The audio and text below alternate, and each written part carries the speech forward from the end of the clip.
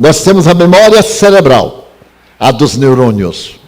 Mas temos, naquele conceito de Jung, do inconsciente coletivo, a memória extracerebral.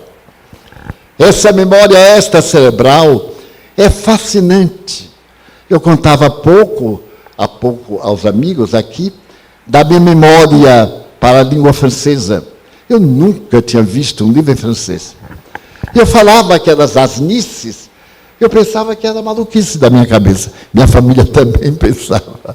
Eu fui assim muito especial, porque meu pai era muito exigente. E não admitia que alguém não fosse católico. E quando eu me tornei espírita, porque eu era médium desde os 4 anos, ele foi tomado de um desgosto muito grande. E me disse, você, o último filho, o bem-amado, que nós carregamos tanto, nos dá esse desgosto.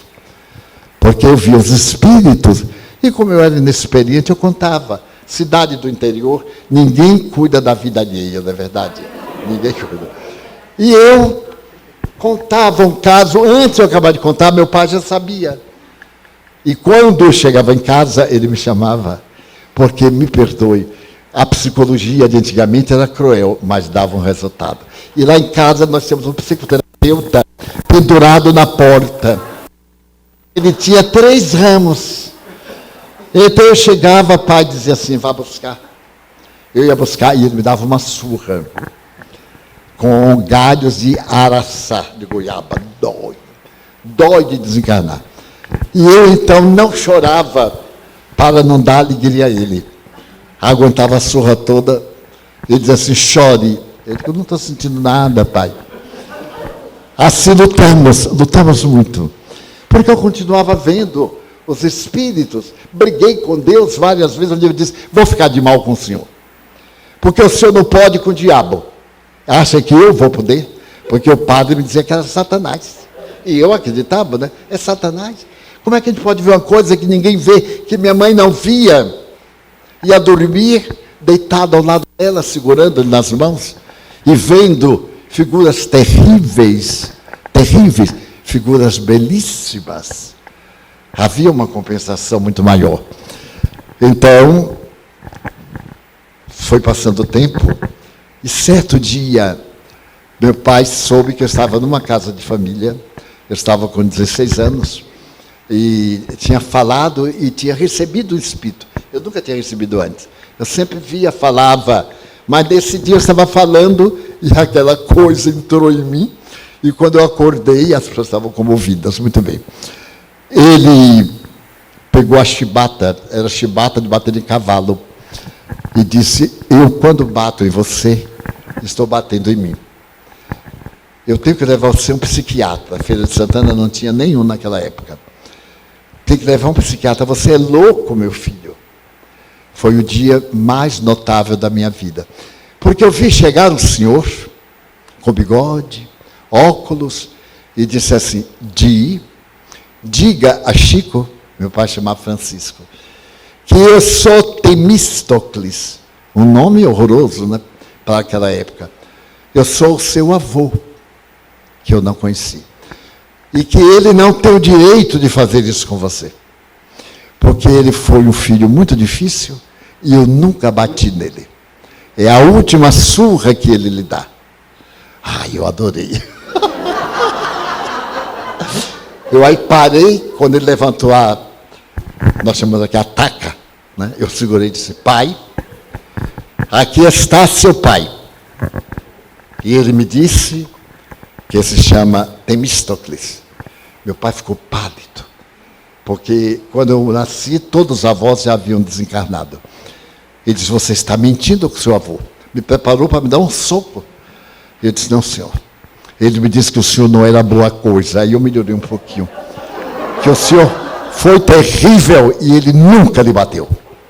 Então ele não lhe dá o direito do senhor me maltratar.